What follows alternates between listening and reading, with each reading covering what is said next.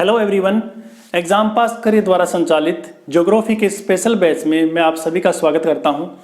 आज ज्योग्राफी में जो टॉपिक हम करने वाले हैं उस टॉपिक का नाम है आकाशगंगा, जिसे गैलेक्सी के नाम से भी हम जानते हैं और मंदाकिनी के नाम से भी हम जानते हैं। इस टॉपिक को हम इस तरीके से करेंगे कि ग्रुप डी के एग्जाम से लेकर ग्रुप ए तक एग्जाम में इस टॉपिक से जितने भी क्वेश्चन आज तक पूछे गए हैं या पूछे जा सकते हैं तो उन सभी क्वेश्चन को आप आराम से अटेम्प्ट कर पाओगे इस क्लास को देखने के बाद। तो चलिए शुरू करते हैं इस क्लास, बेहतरीन क्लास को। एक ज्योग्राफी बहुत ही इंटरेस्टिंग सब्जेक्ट है। अगर आप इसे इंटरेस्ट लेकर पढ़ोगे तो आपको ये जीवन भर ये चीज़ें याद रहने वाली है और ये इतनी इंटरेस्टिंग चीज़ें हैं कि जब इसके बारे में आप पढ़ना शुरू करोगे तो आपके मन में क्यूरियोसिटी जागेगी इस चीज़ों के बारे में और भी जानने की।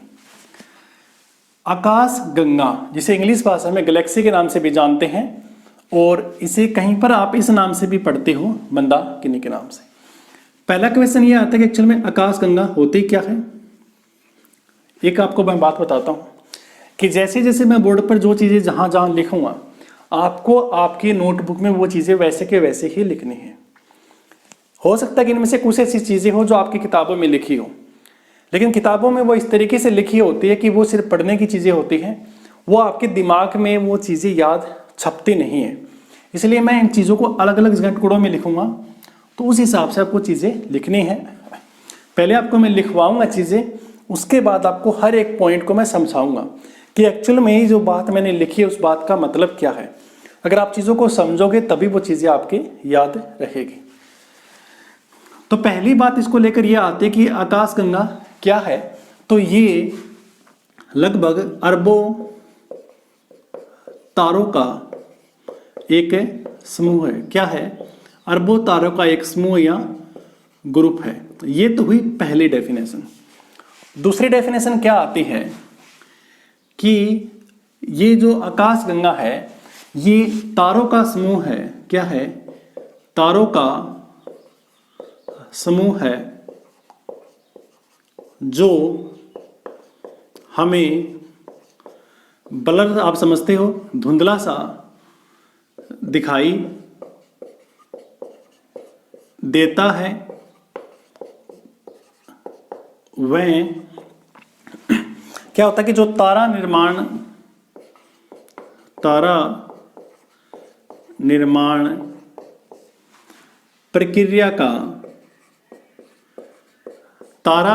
प्रक्रिया का गैस पुंज है। अभी मैंने सिर्फ डेफिनेशन लिखी है, आपको मैं समझाऊंगा इसका मतलब। पहली बात यह कि आकाशगंगा किससे मिलकर बनी होती है, तो तारों से मिलकर बनी होती है। कितने तारे? अरबों की संख्या में तारे। आप तारों से क्या समझते हो? तारे क्या होते हैं? तारों का खुद का प्रकाश होता है और तारे अपने अंदर से एनर्जी बाहर निकालते रहते हैं। आज हमारे इस धरती पर जो हमें प्रकाश नजर आता है, हमारी धरती का एक ग्रह है, एक प्लेनेट है, तो क्या हमारी धरती का खुद का प्रकाश है या हम खुद एनर्जी निकालते हैं? नहीं, ऐसा नहीं है। हमारे पास जो एक एनर्जी आती है, जो प्रकाश आता है, वो तारे से आता है। कौन से तारे से आता है? सूरज से। यानी जो सूरज है, ऐसे पता नहीं अरबों सूरज मिलकर एक आकाशगंगा का निर्माण करते हैं। दूसरा पॉइंट, तारों का समूह आप समझ गए, जो हमें ब्लर सा दिखाई देता है। जब हम आकाश में देखते हैं तो क्या हमें जो एक धुंधला सा नजर आता है, एक स्ट्रक्चर सा नजर आता है, क्या हमें बिल्कुल क्लियर नजर आता है? नहीं ना। अगर आपको उसको क्लियर देखना है तो आपको उसके लिए दूरबीन चाहिए। और दूरबीन को सबसे पहले किसने बनाया था? तो बनाया था गैलीलियो ने। कब बनाया था वो आपको कमेंट करना है। ऑप्शन देता हूं, 1601, 1609, 1606 और 1608। ओके, तो वह तारा निर्माण प्रक्रिया का गैस पुंज है। अब देखिए, आकाशगंगा तारों का एक समूह है, लेकिन आकाशगंगा के अंदर ही जो तारों की जो निर्माण प्रक्रिया है वो शुरू होती है। क्या होती है? निर्माण प्रक्रिया शुरू होती है। आपको मैंने एक चीज करवाई थी, अगर आपको याद हो तो, निहारिका। क्या थी? निहारिका, जिसे इंग्लिश भाषा में हम नेबुला के नाम से जानते हैं। हमने इसके बारे में पढ़ा था कि निहारिका एक ब्रह्मांडीय नर्सरी है। अगर किसी बच्चे को इसके बारे में डिटेल से पढ़ना है निहारिका के बारे में, तो वीडियो के डिस्क्रिप्शन में आपको उसका लिंक मिल जाएगा, या यहाँ पर कॉर्नर में आपको इसका लिंक मिल जाएगा, वहाँ पर क्लिक कीजिए और इसके बारे में डिटेल से एक वीडियो है, आप उसे जरूर देखिए। शॉर्ट में समझाता हूँ इसको समझाने के लिए कि निहारिका एक ब्रह्मांडीय नर्सरी है जहाँ पर नए तारों का जन्म होता है। क्या होता है? नए तारों का जन्म होता है। तो ये निहारिका एक्चुअल में कहाँ पर, इसका अस्तित्व कहाँ पर है? मैंने क्या बोला? तारा निर्माण की प्रक्रिया का एक छोटा सा एग्जाम्पल देना चाहूँगा कि ये एक गैलेक्सी का स्ट्रक्चर है, एक गैलेक्सी का स्ट्रक्चर है, और यहाँ पर ये जो आपको दिख रहा है ना पोर्शन, ये वो जगह है जहाँ पर नए तारों का जन्म होता है।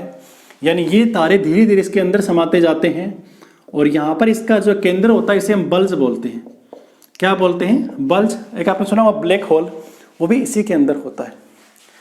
यानी ये जो आकाश गंगा है वो तारा निर्माण प्रक्रिया का गैस पुंज है। यानी यहाँ से नए तारे बनना स्टार्ट होते हैं, जिसे हम निहारिका के नाम से जानते हैं। तो आई होप आपको यहाँ तक चीज़ें समझ में आई होगी। अब अगला एक टॉपिक आता है जिसे हम जानते हैं निर्माण, कि एक्चुअल में आकाशगंगा कैसे बनती है, इसका निर्माण कैसे होता है। आपके दिमाग में हमेशा एक चीज़ जानने की क्यूरियोसिटी होनी चाहिए कि हाउ एंड वाई, कोई चीज़ कैसे बनी और क्यों बनी। अगर आप ये चीज़ें, इन चीज़ों में आपकी रुचि है तो आपको ये टॉपिक और ही अच्छे से समझ में आएगा। क्योंकि अगर आप ये जो एक आदत है अगर आप उसे डेवलप कर लेते हो तो आपको चीज़ों को रटना नहीं पड़ेगा, आप चीज़ों को समझोगे, और समझोगे तो वो चीज़ें लंबे समय तक आपको यादें रहेगी। निर्माण की प्रक्रिया में ये बोलते हैं, जो रिसर्चर है, ज्योग्राफर है, उन्होंने कंसेप्ट दिया। वो बोलते हैं कि शुरुआत में क्या था कि हाइड्रोजन गैस के छोटे छोटे बादल थे। क्या थे? बादल थे, प्लस में यहाँ पर धूलकण थे, जिसे हम किस नाम से जानते हैं? नेबुला के नाम से हम जानते हैं। ये चीज़ें आपको मैं करवा चुका हूँ एक्चुअल में निहारिका नेबुला क्या होते हैं। शुरू में ऐसी कुछ चीज़ थी, तो क्या हुआ, समय के साथ साथ इनका जो साइज था, जो आकार था, वो इंक्रीज होता गया। कहाँ पर? कहीं पर अगर मैं ऐसा लिखता हूँ मतलब वो चीज़ बढ़ रही है, ऐसे लिखता हूँ मतलब वो चीज़ें कम हो रही है। तो समय के साथ साथ क्या हुआ, इनका आकार बढ़ता गया। और जब आकार बढ़ेगा तो क्या होगा? सपोज कीजिए कुछ बादल यहाँ पर है, एक नेबुला यहाँ पर है, एक नेबुला यहाँ पर है, दो अलग अलग नेबुला है। लेकिन जब ये आपस में पास आ जाएगी तो क्या बन जाएगा? एक झुंड बन जाएगा। जैसे कि अकेला पशु कहीं पर चल रहा है खेत में, तो वो मान लीजिए एक भेड़ है, बकरी है, लेकिन जब वही बकरी 100 से ज़्यादा या 10-12 बकरी हो जाती है तो उसे हम झुंड बोलते हैं। तो वैसे जब ऐसे काफ़ी सारे जो बादल थे, जो नेबुला थे, वो अपने पास आते गए तो उसे हम क्या बोलते हैं? वो घने गैस बादलों के झुंड के रूप में कन्वर्ट होते गए। क्या होते गए? झुंड के रूप में कन्वर्ट होते गए। अब ये जो झुंड थे, मान के चलो कि एक ऐसी, मान के चलो कि ये नेबुला थी, एक ये नेबुला थी, दोनों पहले दूर दूर थी, लेकिन जब ये पास आई मतलब इनके बीच में स्पेस कम हुआ, इनके बीच में जगह कम हुई। आपने कंसेप्ट सुना होगा घनत्व। क्या? घनत्व, जिसे डेंसिटी के नाम से हम जानते हैं। इसका फार्मूला क्या होता है? द्रव्यमान बटे आयतन। यानी घनत्व और आयतन एक दूसरे के अनुक्रमानुपाती होते हैं। यानी जितना ज़्यादा आयतन होगा, वॉल्यूम होगा, उतना ही कम घनत्व होगा। जितना कम आयतन होगा उतना ही ज़्यादा घनत्व होगा। यानी कि इन दोनों के बीच में स्पेस कम होता गया, तो इनके बीच में जो घनत्व है वो बढ़ता गया। घनत्व वैसे आपको नॉर्मल भाषा में समझाऊंगा कि ये कोई बॉक्स है और इतना बड़ा बॉक्स ये है, यहाँ पर ये 4 लोग रहते हैं, तो ये आराम से इसके अंदर घूम सकते हैं, किसी से टकराएंगे नहीं। ये यहाँ से जाकर ऐसे ऐसे करता करता वापस यहाँ पर आ जाएगा, तो ये आराम से मूव कर सकते हैं। मतलब यहाँ पर व्यक्ति कम है पर स्पेस ज़्यादा है, जगह ज़्यादा है। लेकिन अगर यही जगह यहाँ पर 10 व्यक्ति आ जाए तो स्पेस तो उतना ही है पर जगह कम हो चुकी है, मतलब व्यक्ति ज़्यादा हो चुके हैं। अब जब ये इधर उधर घूमेंगे तो एक दूसरे से ये टकराएंगे। यानी कि इसका घनत्व ज्यादा है इससे। ओके, ये चीजें आपको पता होनी चाहिए। यानी जब चीजें एक दूसरे के पास पास आती जाएगी तो उनका घनत्व बढ़ता जाएगा। जब ये दोनों पास पास आते जाएंगे तो इनका घनत्व बढ़ता जाएगा, और जब घनत्व बढ़ेगा तो ये जो क्या बोलते हैं घने गैस के पुंज में कन्वर्ट हो जाएंगे, पुंज या पिंड में कन्वर्ट हो जाएंगे। एक सॉलिड बॉडी बनती जाएगी बादल की। पहले बादल यहाँ पर फ्रीली घूम रहे थे इधर उधर, फिर कुछ बादल इकट्ठे हो गए, इतनी ज़्यादा इकट्ठे हो गए कि उनके बीच में स्पेस ही नहीं बचा, वो बिल्कुल एक दूसरे से चिपक चुके हैं। उनका मतलब वो एक सॉलिड अवस्था में कन्वर्ट होते जा रहे हैं। बाद में समय के साथ क्या होता है, इन्हीं से तारों का निर्माण होता है, इन्हीं से तारों का निर्माण होता है। एक्चुअल में तारा निर्माण की प्रक्रिया बहुत ही जटिल है, बहुत ही लंबी है। इसके लिए मैं अलग से एक वीडियो आपके लिए मैं बनाऊंगा। यहाँ पर आपको सिर्फ आकाशगंगा बनने की कहानी मैं बता रहा हूँ। इसके बाद में जब हमारी जो आकाशगंगा है खुद की, दुग्ध मेदला या मिल्की वे, जब हम उसे करेंगे तो उसके अंदर ये कंसेप्ट आएगा तारों का निर्माण कैसे होता है, तब हम वहाँ पर डिटेल में करेंगे। अभी हम सिर्फ ओवरव्यू ले रहे हैं आकाशगंगा के बारे में। तो देखिए तारों का निर्माण, अब यहाँ पर तारे बन चुके हैं। यहाँ पर मैंने डेफिनेशन क्या लिखी है कि तारों का समूह है, यानी आप पता नहीं कितने ऐसे तारे हैं जो एक दूसरे से जुड़ते जाएंगे। जैसे ये एक तारा है और ये एक तारा है, ये आपस में जुड़ते जाएंगे और ये किसका निर्माण कर देंगे, तो ये आकाशगंगा का निर्माण कर देंगे। यहाँ पर आकाशगंगा बन जाएगी। और आकाशगंगा में एक्चुअल में क्या होगा, एक तो ये तारे होंगी, तारे होंगी, प्लस में धूल और गैस के बादल या कण होंगे। क्या होंगे, धूल और गैस के बादल होंगे। देखिए धूल और गैस तो यहाँ पर शुरू में था, नेबुला थी, तो वो चीजें तो यहाँ तक चलती आ रही हैं, प्लस में यहाँ पर तारे भी बन गए हैं। इसमें जो मैक्सिमम क्वांटिटी होती है वो तारे होते हैं, 98% इसमें तारे होते हैं, और धूल तथा गैस के बादल इसमें 2% होते हैं। तो ये भी चीज़ें आपको याद रखनी है कि कोई भी आकाशगंगा है वो तारों और धूल और गैस के बादल से मिलकर बनी होती है, जिसमें तारे 98% होते हैं और धूल और गैस के बादल लगभग 2% होते हैं। तो आई होप कि आपको चीज़ें यहाँ तक समझ में आई होगी। एक इसमें छोटी सी चीज़ आपको मैं और करवाता हूँ, फिर हम इसको अच्छे से रिवाइज करेंगे ताकि आपको एक एक चीज़ें आपस में आप कनेक्ट कर सकें और आपके दिमाग में ये चीज़ें बैठ सकें। तीसरे इसमें जो बात आती है वो ये आती है कि आकाशगंगा ठीक है, क्या है, कैसे बनी, ठीक है, पर ये कितने प्रकार की होती है, यानी टाइप या प्रकार कि कितने प्रकार की ये होती है। पहले मैं लिख रहा हूं फिर आपको मैं समझाऊंगा। तो ये 3 प्रकार की होती है। कितने प्रकार की, 3 प्रकार की ये होती है। पहला इसका आकार होता है सर्पिल आकार का। क्या, सर्पिल आकार की ये होती है, जिसे इंग्लिश में ऐसे लिखते हैं। दूसरा इसमें आता है दीर्घवृत्तीय। क्या आता है, दीर्घवृत्तीय, जिसे इंग्लिश भाषा में क्या लिखते हैं हम, इलिप्टिकल लिखते हैं। क्या लिखते हैं, इलिप्टिकल लिखते हैं। और तीसरी आती है अनियमित, अनियमित, जिसे इंग्लिश भाषा में इर्रेगुलर के नाम से हम जानते हैं। यानी कि आकाशगंगा 3 प्रकार की होती है। अगर आप इसकी शेप देखोगे सर्पिल आकार की कैसे होती है, तो ये ऐसे होती है, दीर्घवृत्तीय ऐसे होती है, और अनियमित कैसे भी हो सकती है। इसका कोई भी फिक्स इसका डिजाइन नहीं है। हमारी खुद की जो मंदाकिनी है, हमारी सौरमंडल की, उसे हम क्या बोलते हैं, दुग्ध मेगला या मिल्की वे के नाम से उसे हम जानते हैं। उसकी शेप ऐसी होती है, सर्पिल आकार की है हमारी मंदाकिनी, जिसमें ऐसे 3 अलग अलग घूर्णनशील भुजाएं होती हैं, और इसके बीच में यहाँ पर हमारा सूरज या सन होता है। और यहाँ पर नए तारों का निर्माण या जन्म होता है, जिसे हम निहारिका के नाम से जानते हैं। एक व्यक्ति था, एक खगोल शास्त्री था, उसका नाम था, खगोल शास्त्री कौन था, खगोल शास्त्री था। ये एग्जाम में पूछा गया और आगे भी पूछा जाएगा। उसका नाम था हार्लो। क्या नाम था, हार्लो। इसने कंसेप्ट दिया था इसके आकार के बारे में कि पहले कोई गैलेक्सी है वो शुरू में कैसी रही होगी और आज उसका जो डिज़ाइन है, जो शेप है वो कैसी है। इसने एक फार्मूला दिया, उसका नाम था ISE। I से इर्रेगुलर, S से सर्पिल, E से इलिप्टिकल या दीर्घवृत्तीय।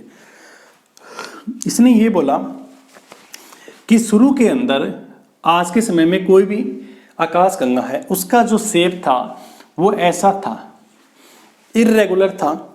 बाद में ये यहाँ से ये इसमें कन्वर्ट हुई और जैसे जैसे इसमें तारों की संख्या बढ़ती गई, मतलब पहले ये छोटी सी थी, यहाँ पर ऐसे और तारे आते जाएंगे और तारे आते जाएंगे, तो ये फिर इसमें कन्वर्ट हो गई। यानी आज के समय में अगर कोई इलिप्टिकल शेप की कोई आकाश गंगा है तो शुरू में उसका जो आकार था वो इर्रेगुलर था, बाद में वो सर्पिल में कन्वर्ट हुई उसका डिज़ाइन, और बाद में इलिप्टिकल में वो कन्वर्ट हुई। ये बात किसने बोली थी? ये बोली थी हार्लो ने। ये एक खगोल शास्त्री था जिसने फार्मूला दिया ISE का। इसे आप इस तरीके से आप यादें रख सकते हो।